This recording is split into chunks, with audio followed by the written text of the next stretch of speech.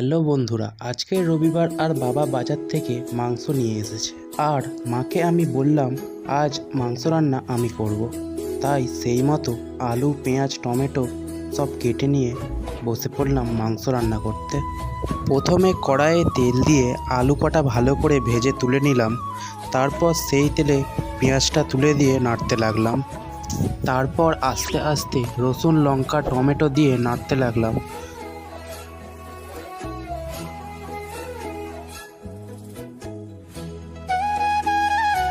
তারপর আদা বাটা, লঙ্কা, হলুদ, নুন দিয়ে মশলাটা কষতে লাগলাম। মশলা কষা হয়ে যেতে মাংস দিয়ে ভালো করে কষতে লাগলাম।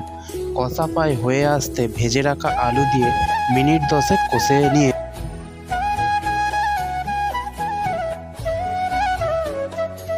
আস্তে আস্তে জল ঢেলে দিলাম। মিনিট 15-2 ভালো করে তরকারিটা ফোটার পরে গরম মশলা দিয়ে তরকারিটা নামিয়ে নিলাম।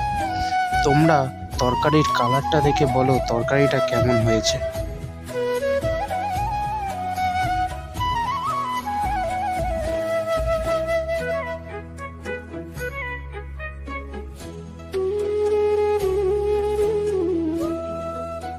তারপর এক থালা ভাত নিয়ে মাংস দিয়ে দুপুরের খাবারটা জমিয়ে উপভোগ করলাম।